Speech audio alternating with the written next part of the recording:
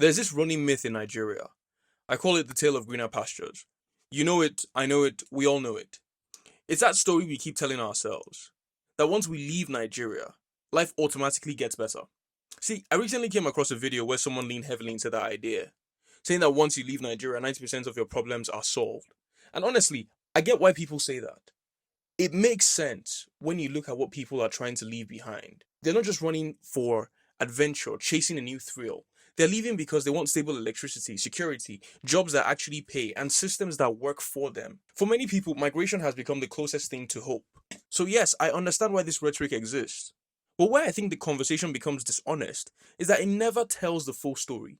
Because what most people see online is not life, it's performance. You see the skyline, the nice apartment, the car, the clean roads.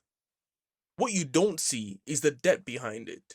What you don't see is the person with 2 degrees from Nigeria now working night shifts as a cleaner in Toronto. You don't see the engineer doing security work in London. You don't see the master's graduate in Canada working customer service just to survive rent, bills, and taxes. And this is not to shame honest work, that's not the point. The point I'm trying to make here is that migration is often sold as a miracle, when in reality, it is a trade-off. Your problems don't disappear, they change form. The tale of immigration is that we're living in a foreign land, in houses we don't own, driving cars we can't afford, on roads that cost us half our paycheck, all while struggling to access healthcare. And while we're at it, let's talk about that healthcare part. People love to say, oh, Canada has free healthcare. Yes, on paper, but access is a completely different issue. The vast majority of Canadians have to wait months to see specialists. Some people can't even get a family doctor. Even serious health concerns can sit in a backlog for weeks or months before anyone sees you. So the picture people paint is incomplete. We could also talk about the UK. Lots of people come in through care worker sponsorship routes and end up earning close to minimum wage because their immigration status is tied to that employer. So what that means is you now have people that, struggling with long hours, very little bargaining power, and sometimes feeling stuck because leaving the job could mean risking your status. So again, the story online and the lived reality are often two different things. Then there's taxes. A salary that sounds big in Nigeria, in Naira, can feel very different after tax, pension, by the time you start factoring in insurance, rent, transport, and food. You don't just earn here, you spend here. So by the time everything comes out, what looked like wealth can start to feel like survival.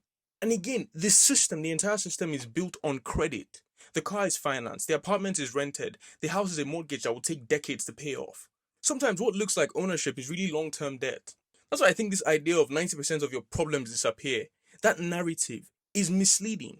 Some problems get better, some become worse, some are simply replaced. Jackpot is not magic, it is not escape, it is exchange. You exchange one set of burdens for another. Yes, there may be greener pastures, but it depends on what you're aiming for, what you're looking for. At the end of the day, the greener grass still has to be cut. Every society has its own cost. The danger is when we romanticize migration so much that we replace one illusion with another. And then the people who eventually come here with that illusion in mind don't even know what it's truly costing them.